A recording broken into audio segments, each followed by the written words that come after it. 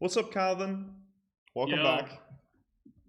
I'm sorry for the lack of communication for last week, but I have eh. moved to Ireland. I've moved back to my motherland. I've moved back to my home, and I am here at least for the next 6 months, which is a crazy thing by itself. I'll be honest with you.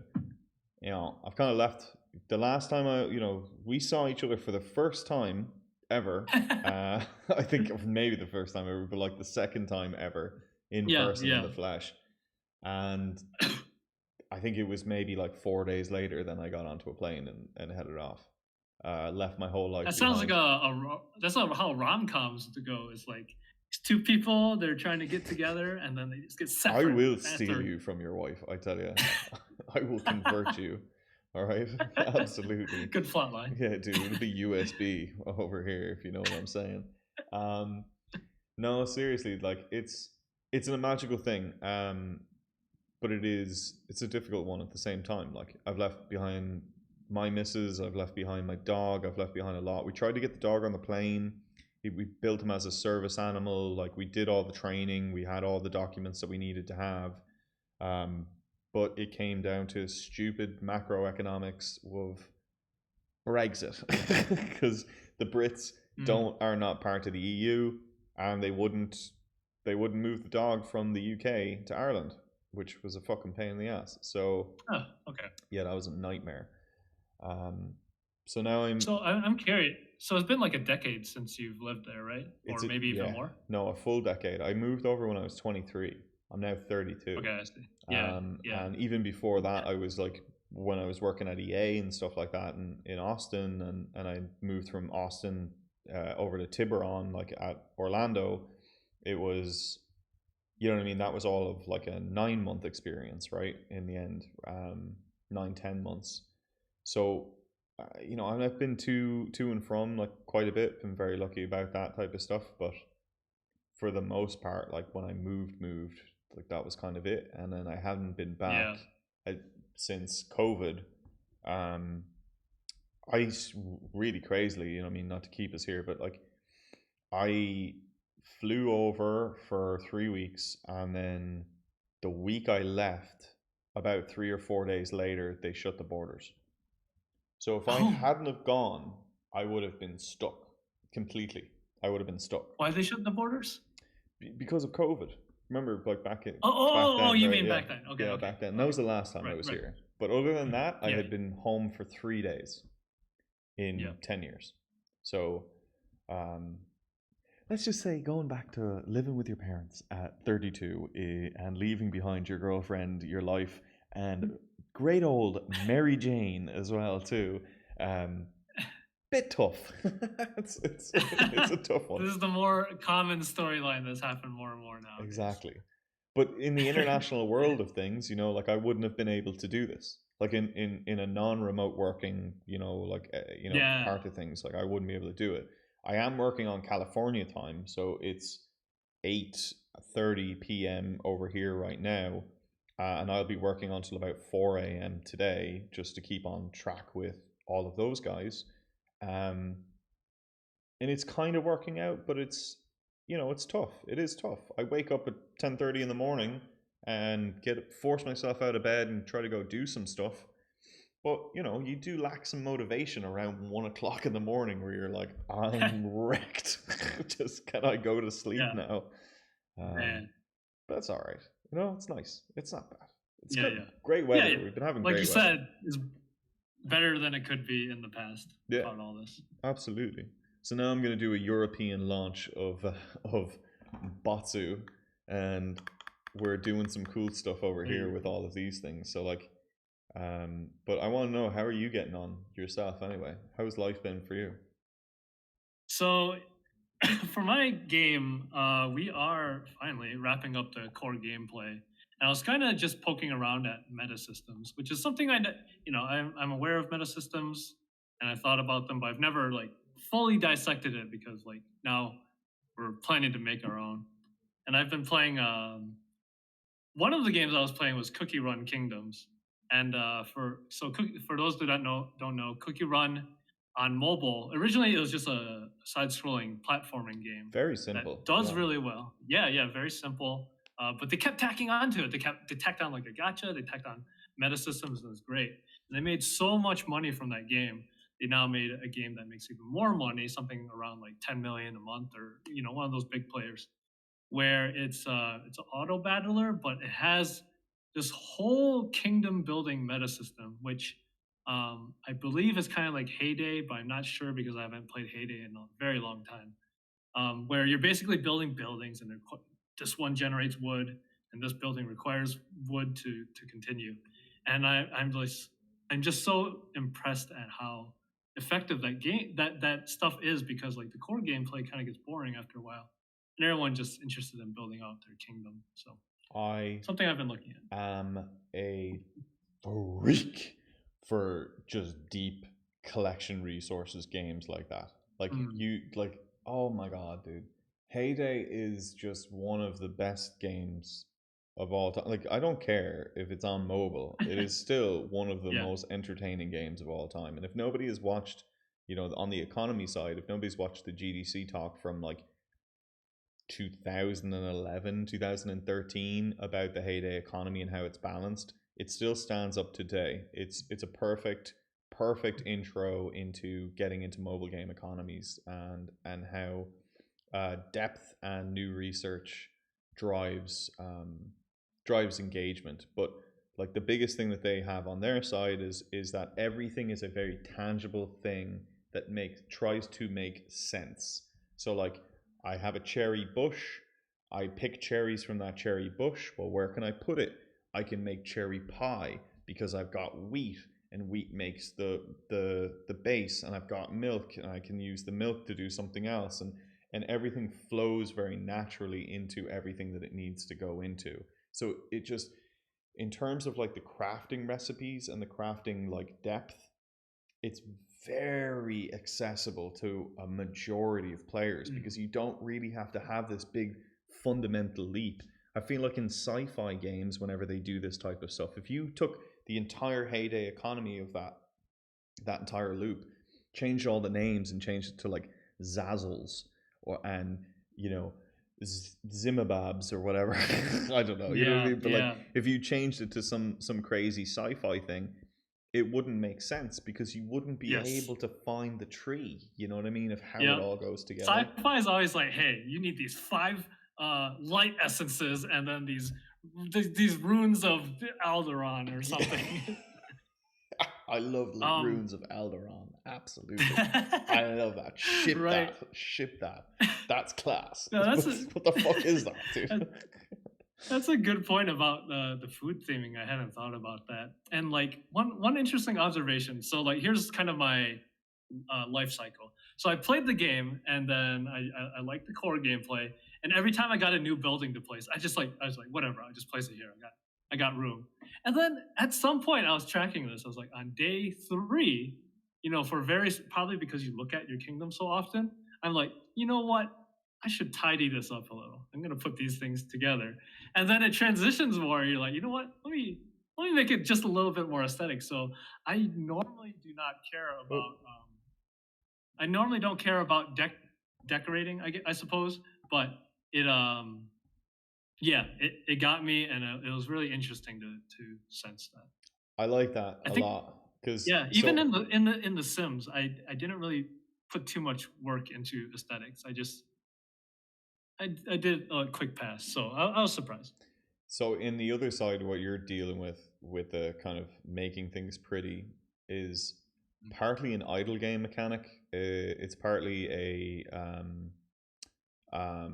it's very a casual side of fishbowl games is what I call them, right? Where it's more of Uh, like, I queue up things and then I wait, and I have to wait and I have to wait and watch, but it all builds into okay, invest and express within the heyday ecosystem, because other people can go and look at your farm whenever they go to your trading post. They look at your farm, and in yeah, doing so you can give them a little rating and do this other stuff as well too. And those types of things are all about just like, how do you want to show off your creation, like your optimization. Whereas I think in, like, obviously Factoria, not the same game, but those things have building placement and the same kind of chain of production, but it's forced optimization. You're building patterns that are very clear based off of, like, how fast you can produce. But in this game, it doesn't matter. It's more about actively coming back to the game at the right time when your timers are done to set up all of those cues Mm. and kind of having that math in your head. Um, Yeah. how is this going to then build into your product then at the same time? I know this is just, you're saying it's an interesting thing that you're looking at, but Yeah. It got me thinking. So the fact that it took the entirety of Heyday and placed it into this game as a subsystem, the meta system, it did get me to think about how meta systems are basically games on their own. mm-hmm. Yep, They so what I thought was that basically, I mean, this is kind of a grand concept, but you can have your meta system be literally anything. And kind of as an example, so let's take battle pass design. So battle pass is usually you score points and then you just move forward on a track. But then Call of Duty actually changed theirs so that instead of being a battle pass that's just a straight track, it's a battle pass that's played on a map. So you're conquering new territories and getting different prizes. It's just themed differently.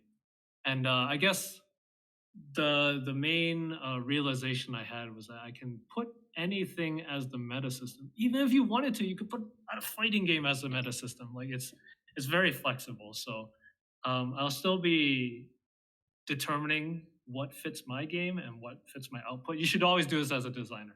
You should always think about how fast you can output. You don't want to copy something like Heyday because the economy is just so massive. There's so much art involved. So I think that's my realization and gave me confidence that I could like just pick some kind of meta system that fits my small studio. totally. I mean, there's loads of things. I mean, it's nice where you think about, in the long and short, it's like, to me, it's always, especially for kind of mobile-ish games, right? Those are called the meta systems, but they're meta loops. Everything is a loop at the end of the day, right? And it's how everything Mm. loops back together into the bigger reward structure is the big play. The moment to moment gameplay is you actually going in, actively setting up those timers, collecting those things, doing those individual pieces. But the overarching goal is towards, either the ship is partly a meta driver, right? Because it gives you an objective. It gives you something that you need to work towards within a time frame, and it boxes the player in and says, "Hey, I need to change up my production and change it over to this, rather than always producing the same thing within my timers." And in doing so, it changes the player's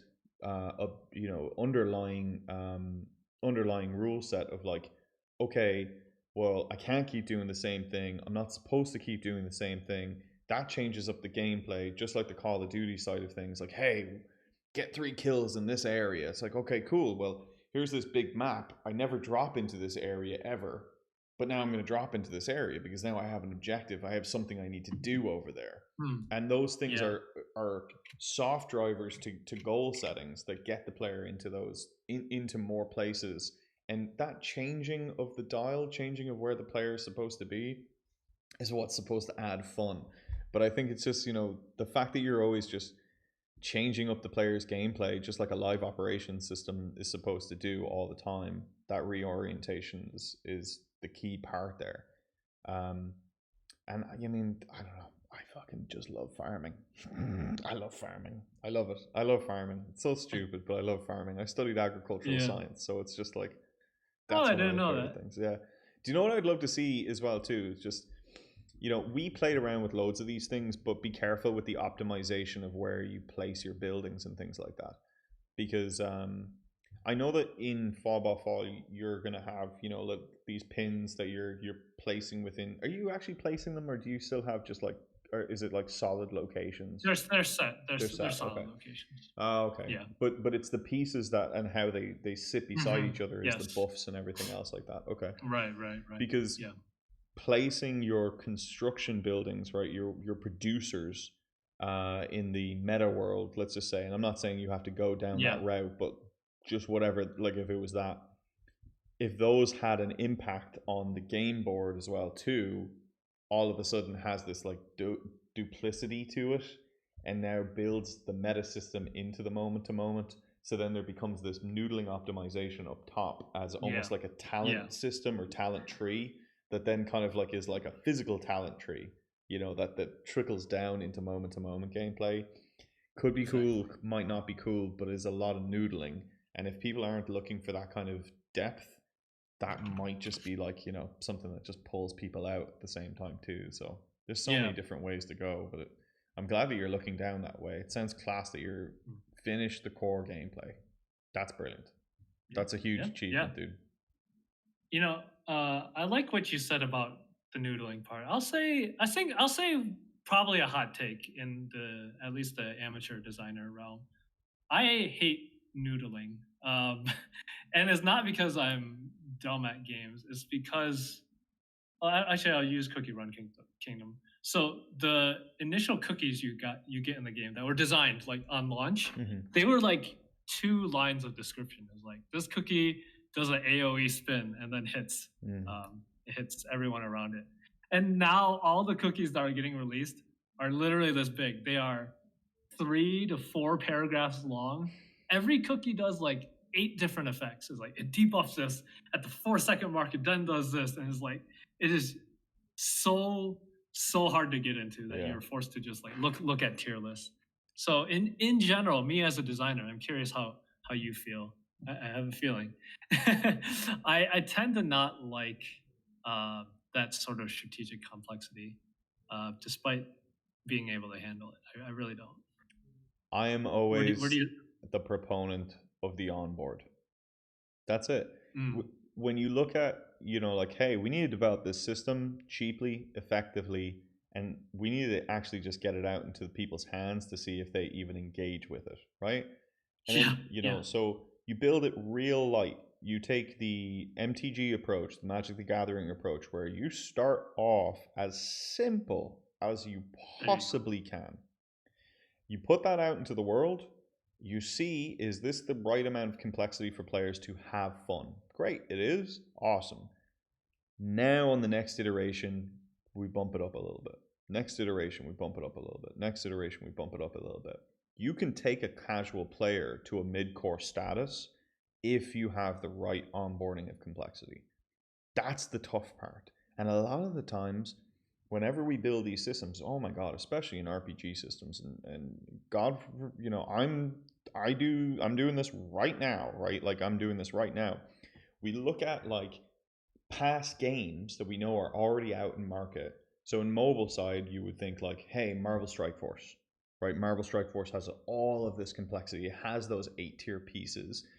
We've had that um, because of Star Wars Galaxy of Heroes. We've had that because of even the other Marvel games that came out before that as well too, right?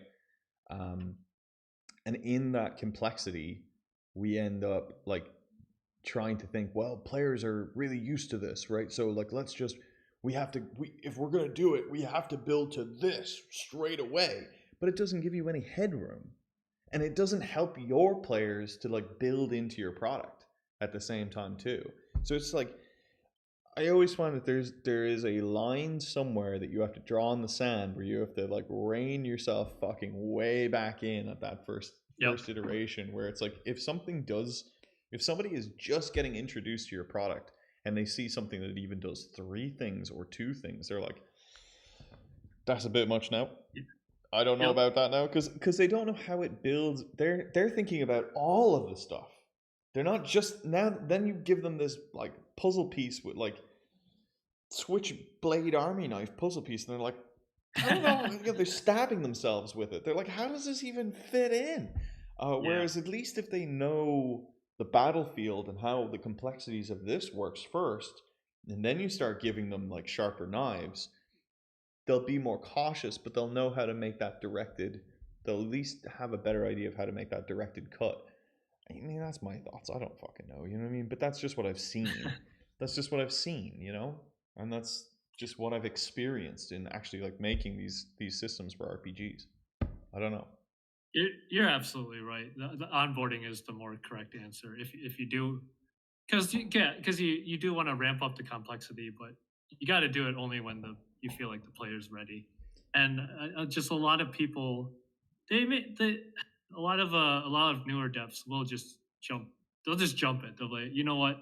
I think they can handle the complexity because I can, and they'll like it. And Yeah. I'll find an audience that likes it too, and it's a recipe for failure. Yeah, I Usually. will say though, I would love to see what the most complicated game in the entire world looks like though, right? Like if you just released an RPG game that is like That's the fun. whole shtick is this is just uber complicated and it's like all of this stuff all over the place. Dude, I bet that'd you would be do so well. funny. Yeah, I think Like, it should take you 10 hours before you can swing your first sword because you're exactly. like It's just actuating the muscles and everything. it's just fucking absurd. That's what I would love to see. It's just how absurd can you go before it's like, all right, this is great. I'm writing that one down. That's a good idea. That's dope. All right, man. Well, look, I'm glad Yeah. for you. How far, you know what I mean? We have an ETA here. Like, when's No, no, not given one. great? Not Awesome. given Okay, one. that's fine. I'm okay with it. I'm okay with it. I'm okay Yeah, with it. yeah. No, I've been more okay just saying that to people nowadays Yeah. instead of being polite. I'm, Like, that's good. it'll be done when it's done. Yeah. No, that's good. That's good. I'm glad that you Yeah. have the runway, you know, or you at least Yeah, feel like yeah.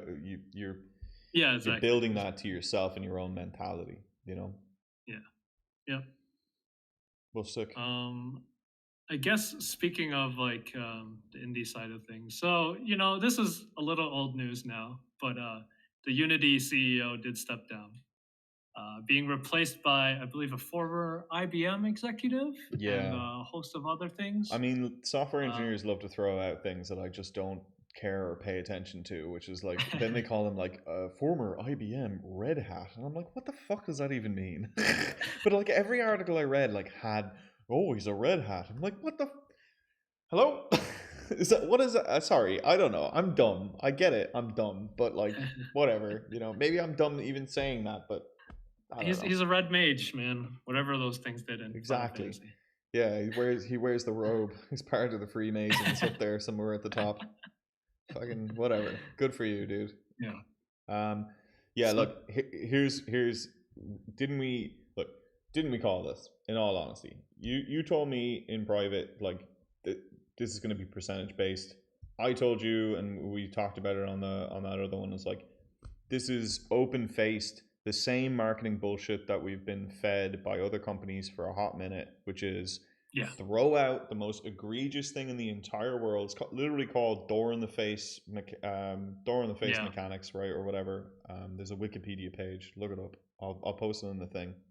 Um, you throw out the most egregious thing in the entire world that everybody's going to hate. We're going to vehemently go over that, and then you say, "Hey, we hear you. We're listening," and then they scale it back to something specific, and then you scapegoat somebody, and then leave, and then they leave. yeah. And the dude's done his job. You called it out rightly. He did it at the last company as well too. Maybe it is incompetence. It bloody should be incompetence because this is not how you build confidence with your audience or anything else, you know. But at the same time, like he did his job because Unity's gotten kind of what they want here. Time will Mhm. tell if this is a better actual economic investment for them than not. But 2.5%, half of what Epic is doing, but in the exact same vein. What do you think overall? Before I start, try restarting your camera. I've just been seeing the Discord squares moving Oh, the okay. whole time. All right. Yeah. So to catch everybody Oh, else there up, you go. Yeah. hey, to catch everybody else up, my internet over here is DSL. It is 2 megabytes down, 0.55 megabytes up. Oh my So god. yeah. Takes like 4 hours to download a small Steam game. No, impossible. It won't happen. It won't happen. So Oh my I am god. pairing off of my phone right now, and Holy of course I crap. look vain as fuck because my own face is my own it's my own screen, but it's on rotate. Go fuck yourself. It's just doing shit. But yeah, Yeah. New CEO. I mean, this is an interesting topic. I will I will start with this because I think the more popular thing to say is, "Oh man, all CEOs are greedy." and corporations are greedy.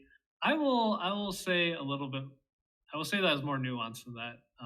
I don't like to say that approach. In fact, I'll just be a contrarian most of the time and say CEOs are great and they deserve their millions. And honestly, I don't not believe that. I believe it's a very difficult job to lead a company and do all these things. So yes, they should be more compensated. You can't just take it like a random software engineer, slap them there, and then magically it works. So I do believe that to a degree. Now, oh god, I mean, I have my thoughts, but somebody's gonna take this out of context in the future, but that's how the internet works nowadays. But so it's being replaced by another CEO. I don't know. I guess ultimately, I guess what I want to say is that co- as companies grow, they have to meet a baseline revenue amount. Otherwise, they can't pay people. So it's a trap. It's the more people you have, the more systems and structures you need in place, and you can't stop the train. It's a big old train. If you stop it or even slow it down, it literally will derail.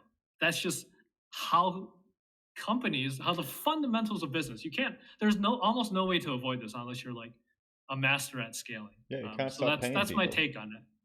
Yeah, yeah, exactly. It's a very simple concept. Yeah, People tend to forget it. They're also like, hey, maybe the executive should just not get paid or whatever. It's like it's just I think it's ignoring the fundamental issue here.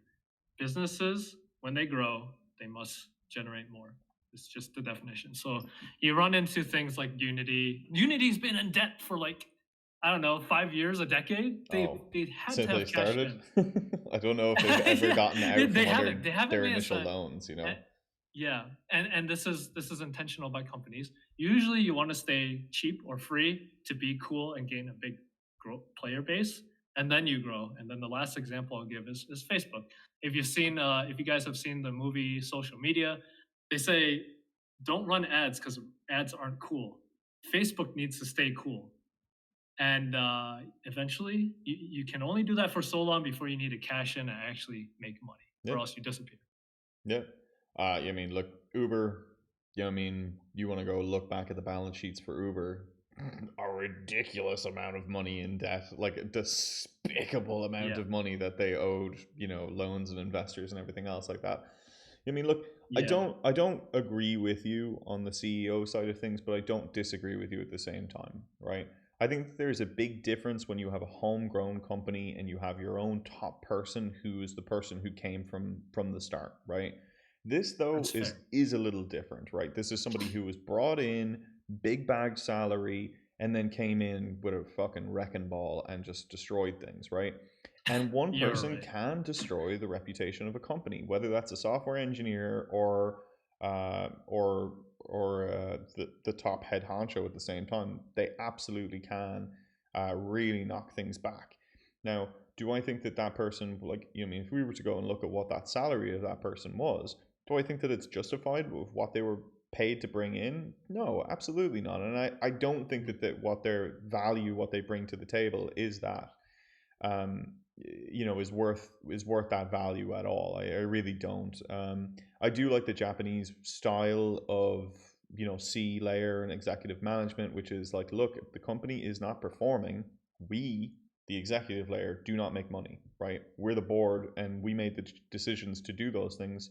Therefore, we're taking pay cuts, we're taking reductions, we're working hours, and we're going to figure out how we can make those business money moves to be able to like get those things going again so that we can get people on.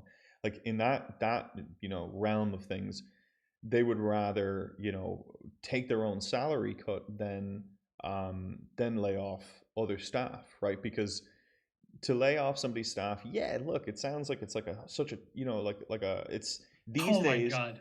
people say that it's like it's like a negative, it's like, oh, it's not that negative, right, to lay off people. It's like they're software engineers, they're blah blah blah, like they'll be able to get jobs in the industry real quick. It's like not always, man. And we have like a tough hiring pool right now as well too. And Yeah. being unstable within our industry, 2.5 years on average that you stay at one company, like that's a difficult thing. But like I would say you're a CEO, right? You're a CEO of your own company. You might not have a lot of Yeah, people. You yeah, got the missus, so you know what I mean? You got one employee, right? But like yeah, you know what I exactly. mean? But from other people that I know that are running these small fledges and groups like that too, they're not making anything, right? And they superfluously take on all of the risk, right? One client Yes, project doesn't go well, we'll lose yes, people. We'll absolutely lose people. We can't pay people. We can't get it going, and that's that stress. Yeah, sure. I'm all for it. Get paid, dude. Get absolutely. When that day comes, you cash that cow. yeah, Absolutely. yeah, But it's this shit that I see with like look, I'll segue it a little bit here, but into Tim Sweeney and Epic and their layoffs, 16% of their workforce getting laid off within their within this year. We also had a bunch of other layoffs at different companies. Scopely had layoffs. My company AppLovin had layoffs as well too, and they all call it restructuring, right? We're restructuring for the future, we're restructuring for the future. Sometimes that actually is needed. Sometimes you do actually just have departments and groups that are just overhead and like, hey, like we don't see a yeah, future for you here. We can't move you around within the studio. We don't have a need for you. I'm sorry, we're gonna have to terminate. And I get that too. But at the same time, if you're a privately owned company that is, and your CEO is worth $4.1 billion, you have enough money to keep and retain those people, most of those people. That's not an economic decision. You're not making, in my opinion, right? That to me is not an economic decision. You have taken your bank account and said, "Oh, I lost 100 million this year." Oh, it's just like, dude, you got to pay their salaries for like 10 years. You know what I mean? And yeah. still have been fine. I don't see the purpose of it. You know what I mean? You could have sprung up a whole different department. If you really care about what your future of your company is and you have good people, keep most of those people on, restructure them into something else, and say, hey, like hire good people to build good teams. That's easier said than done, but to then say like, hey, like, all right, you're free agents now within our studio, within our company, within our ecosystem. Build me something cool. This is what we're doing. This is the direction we're going. You have a year. You have 18 months.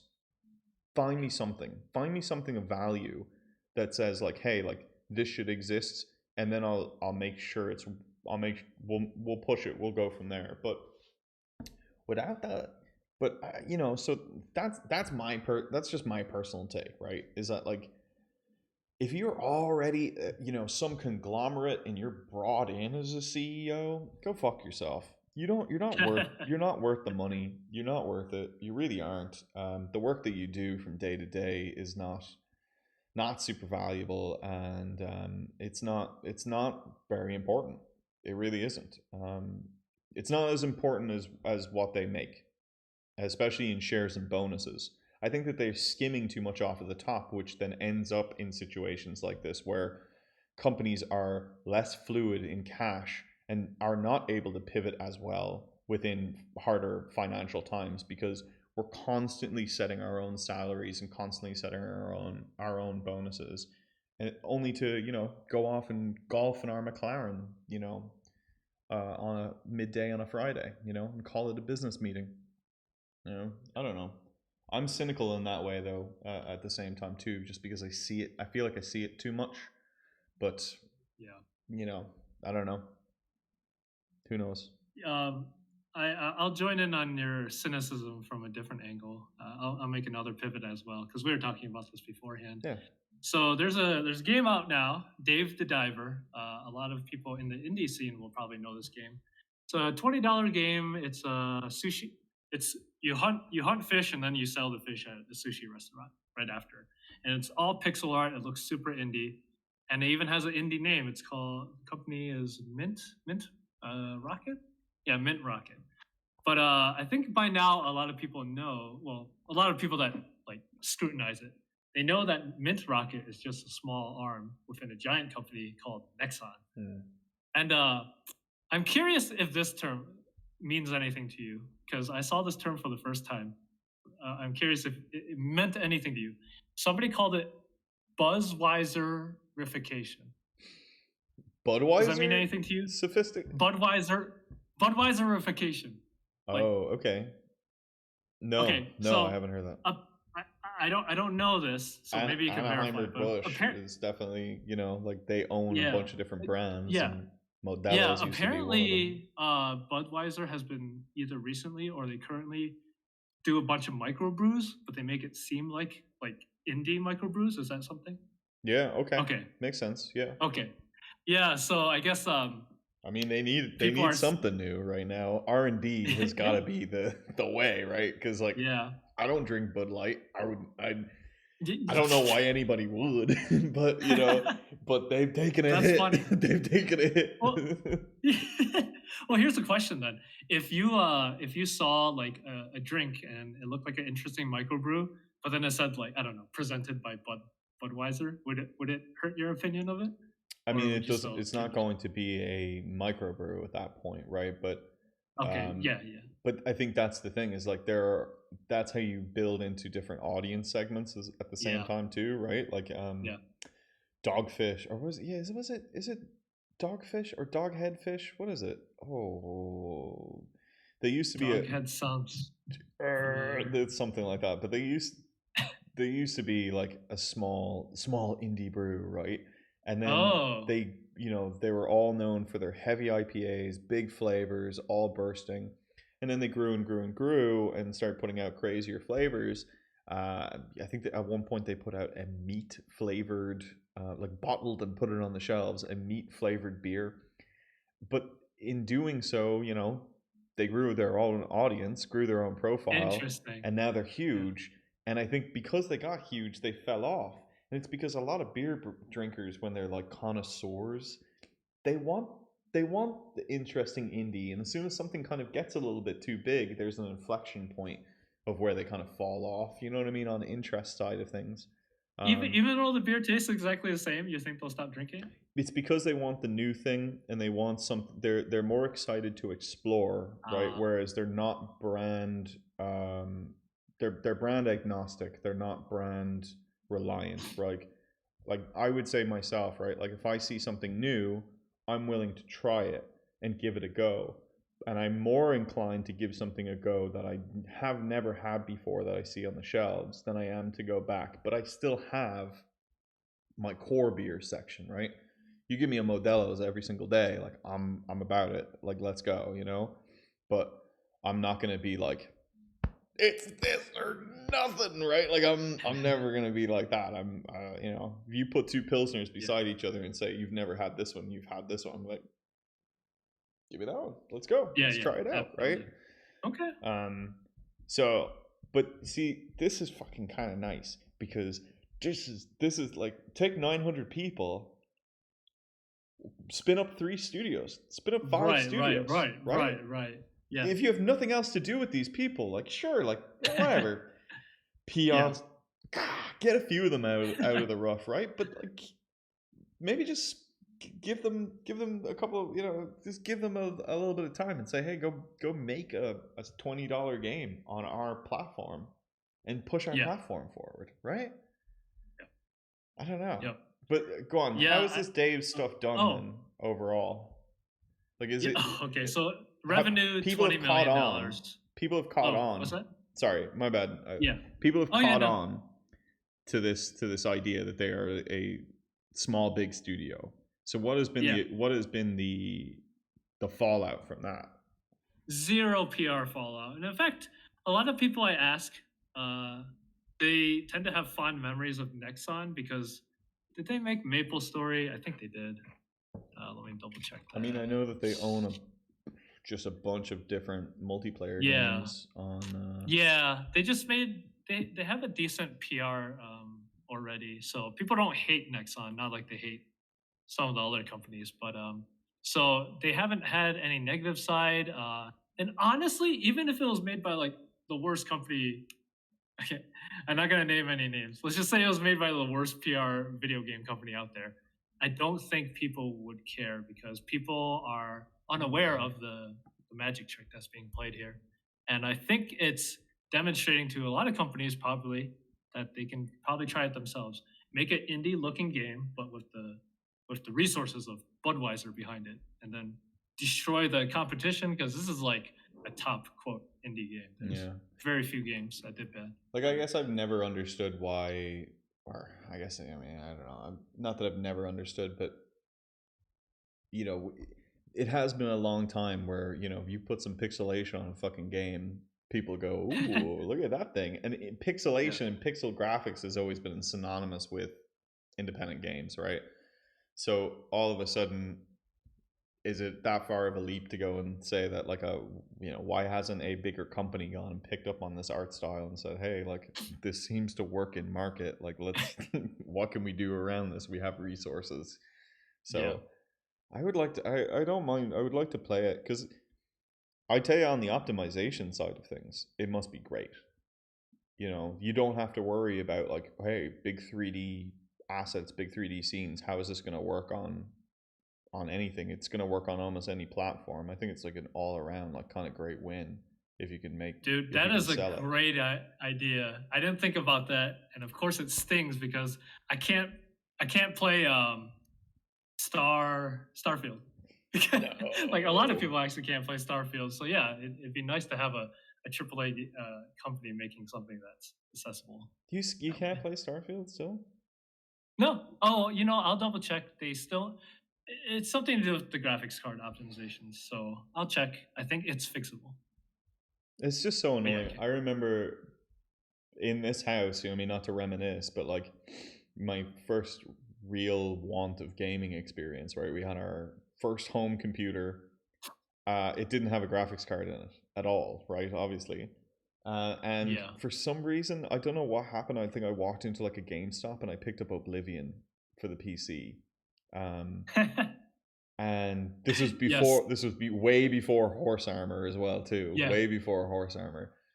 I got the game home and tried to install it on the computer. We had to upgrade the hard drive just to fit the game onto the bloody hard drive. So I had to ask my Yeah. parents for money for that.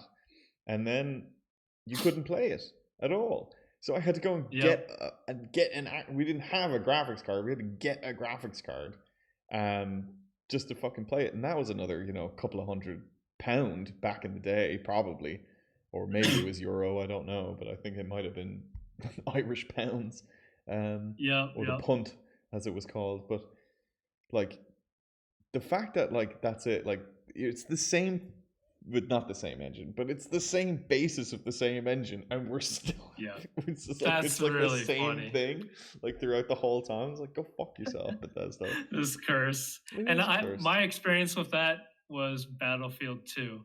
I bought Yes. Battlefield 2. I couldn't run it. I ended up going to a friend's house and installing it and just going over there like every other day to Oh my play. god, I played so much BF2 back in the day. I got Uh, all the points on Medic. I loved it. It was one of my favorite games. My first, like, real true online experience. Yeah. yeah, yeah. Same. So, was your first okay? So my very first experience. Again, I had to go to my friend's house to play it.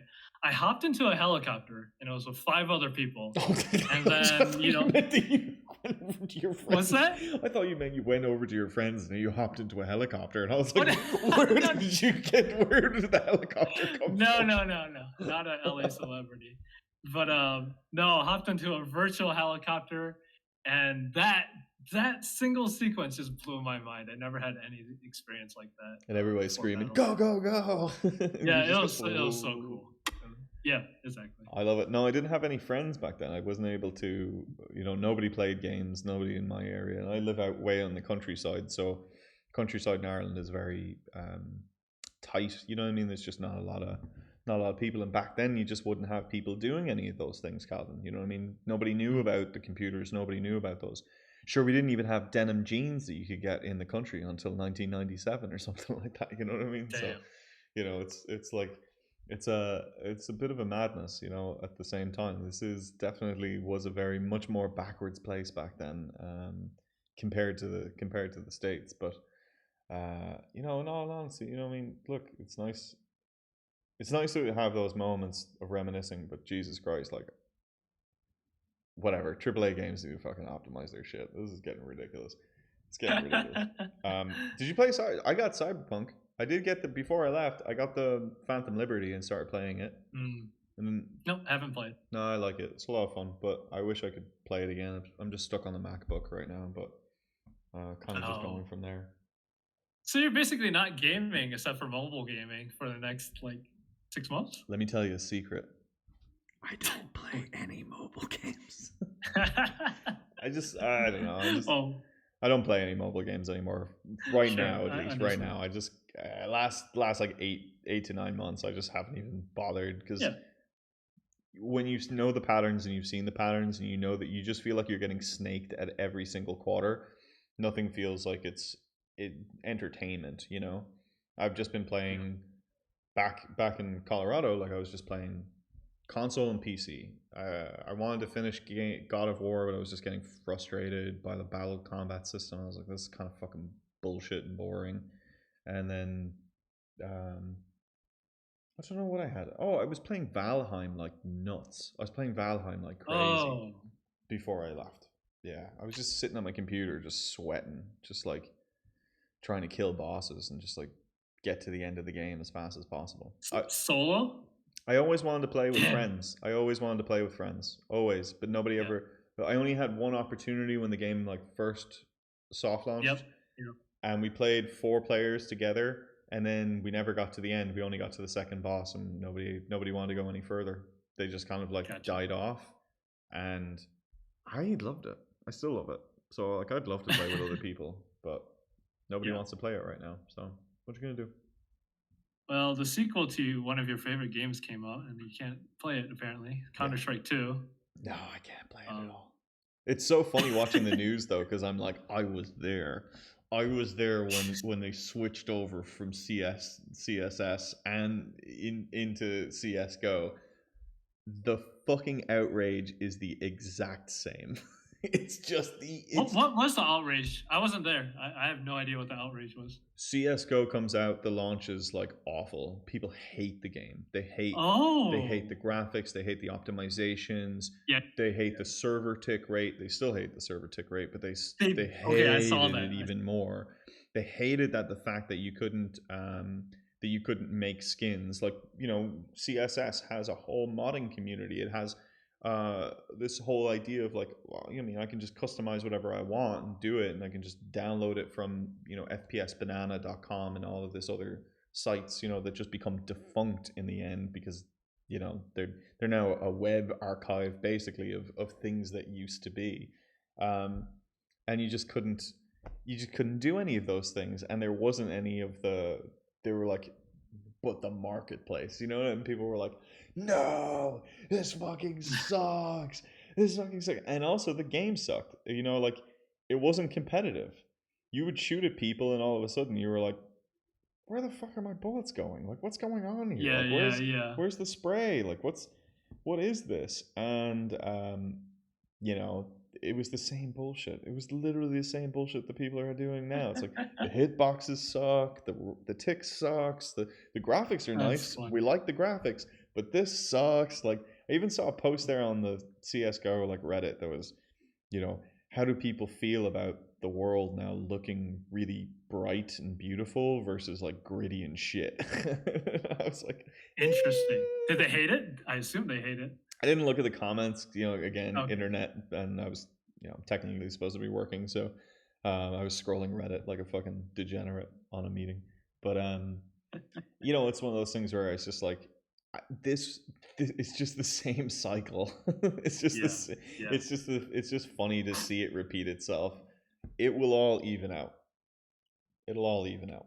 It'll all Okay. even out. I do have one question because I keep seeing it pop up. Is the server tick rate? So the server tick rates in the older games were faster. They happen more often. They happen more What's often. the Why do they slow it down? Um, Uh, Partly people want to say because Valve has kind of always said that it doesn't matter, and there's always been big debates of like, does it Whoa. actually matter? Does 128 tick versus 66 tick or 68 tick actually matter? And in the grand scheme of things, right? I would say also too, if you're sending that many network packets on a game that's kind of all online network based, and back then it was like, hey, you would hope, we still have this. Private servers were the only way that you would really play, right? You would host private servers. The community lobby was the way to go. CS:GO changed it to be, hey, we're keeping it within our ecosystem. Valve servers are really the way to go. We want to hold down on cheaters and stuff like that as well too. So we want to keep it all more within our ecosystem. Community is still there, but you kind of have to click a button and then it comes up with an older UI, and then there's not that many community servers around anymore, which, again, death of your individual gaming communities means death of clans. It means death of pugs and all of these things, right? Like just groups of people getting together to play 5v5 in the same way that we had it before. So in changing that tick rate, you also then change the update of how quickly the game can actually register shots. And when you want a crisp gameplay, you want the highest tick rate possible, but that costs a lot if it's on the server side, right? And Valve now is on the hook for all of the server costs because most of the server traffic is going through their stuff. And if it's not only that, but there's like probably I don't know if it's 10 times or 100 times more CS players than back in like Classic. So and they're only buying the game once, other than skins, and then they take a percentage off of that. Yeah. But they are only buying the game once until they hack, and then they get fact banned, and then they go buy another account. But now the game is free, right? Now it's full free to play, and so there's not even that income stream anymore. So now you have to look at it like the modalities of where the income is going versus like how valuable is it to have that high of tick rate, Okay, easy answer. It should be obvious. You pay $10 a month for a better tick rate.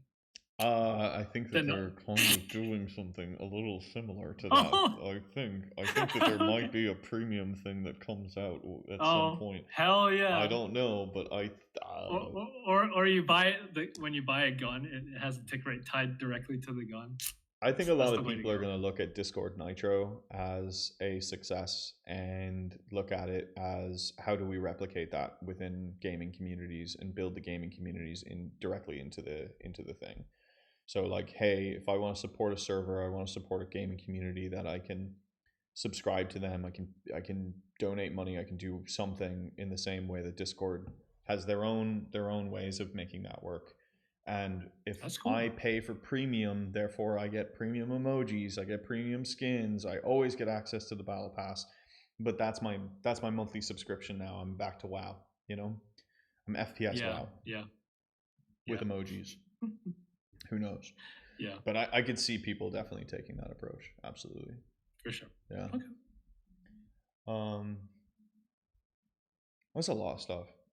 Look, I'm doing cool stuff. I don't know. I'm enjoying myself. I'm reading Art and Fear right now. I'm trying to finish this before the weekend. I'm going to a game design retreat, would you believe, this weekend. Oh. So, wait, where at? Is it in Ireland or elsewhere? It's in Berlin. It's in Germany. Okay. So nice. There's like 18 of us going to an Airbnb out in Germany, a bunch of EU game designers, a couple of Americans as well too, and we're all just going to go out and meet and basically for the entire weekend just like hash game design ideas. And I'm fucking stoked. I don't know what to expect. I don't know what I'm going to do. I'm just going to walk in with the biggest open mind, but it weirdly feels like, this idea of like how artists get together in cafes and bullshit, within their cities and just kind of just talk art, you know what I mean? And like that's their positions. But I'm looking forward to just seeing kind of what occurs from it all, you know what I mean? Totally. I'm super jealous. Yeah. And then if anybody is going to be, I don't know even if we're at PAX or anything like that, or PAX West or anything, if anybody is looking out for conventions, look out for the Batsu as well too. We're making these like little promo packs for conventions. So we did a full art shift, and in doing the art shift, we made these punishment boxes. So it's like a sampler of the game itself, So you could just buy this for $5 if you weren't convinced. Try it out and see how you like it. So this one is the tiny hand punishment. So the judge puts a little tiny hand on them, and then it goes over and just has to rub the loser just a little bit, just for a couple of minutes, just like this. They can just touch you wherever they want. So it's great because it's like super Wow, silly gameplay and everything else like that. But I just gave you my test copy of the you game did. that I've taken to many a convention. I've tried to hawk at Barnes and Noble a million different times. Uh, And if I can get this thing out of the packaging, because it is very tight within here, I'll show you the new art style stuff. Oh, it opens at the bottom.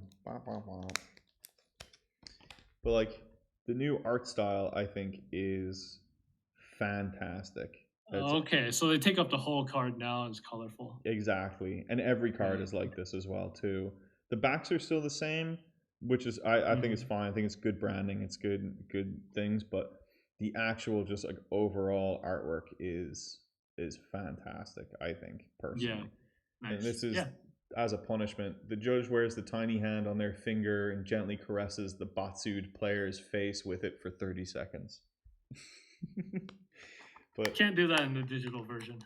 no, you can't do that in the digital version, but we'll figure out what that means. But then the other one's like a little squirt gun. You can like shoot people with it. Okay. Damn. Um, but I'm excited. I'm excited for the future of that. Batsu by itself, the company that we partnered with to make this, they went out to the Edinburgh Fringe Festival in Edinburgh, in Scotland, and rocked it. They went out for a month with the main cast.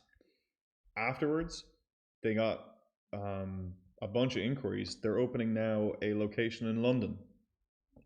Wow. So now they're going to Holy be crap. they're in Manhattan in the Lower East Side 7 days a week, or not 7 days a week, 7 shows a week. They're in Chicago in the city 7 days a week, and now they're going to be in London 7 days a week. Oh my god, that's so much travel. Yeah, I know, but the cool thing, well, they have staff for all of Okay, them. You know what I mean? different stuff. Yeah, Okay, I see. Yeah. but the card game is a part of that, right? So the card Yeah. game's going to get sold now in all three of these countries, and I'm going to try and push this over here on the Irish side and see if I can get a bunch of boxes, take them to conventions, and try to sell them over here as well too, and try to get into the Awesome. international distribution. So we haven't made a fucking cent. That's how it normally goes. Everything, it just costs money. Just that's all it does. It just Yeah. costs money. But what a cool ride! What a cool Yeah, ride! yeah, absolutely. But that's all I got, dude. That's my updates right Yep. now. That's gonna be your story until you end up being the host of a show there. The Gong. My mother trying to sneak in over here as well too. Well, we can call it. It's about an hour, anyways. That's all right. Yeah. I got nothing else. Calvin, thank you as always. Yes, yes. Enjoy Good to yourself, see you brother. on the other side of the pond. Absolutely. All right. 5,500 miles away to be exact. All right. Later. All right, dude. I'll talk to you later, okay? Yep. Bye Later. bye.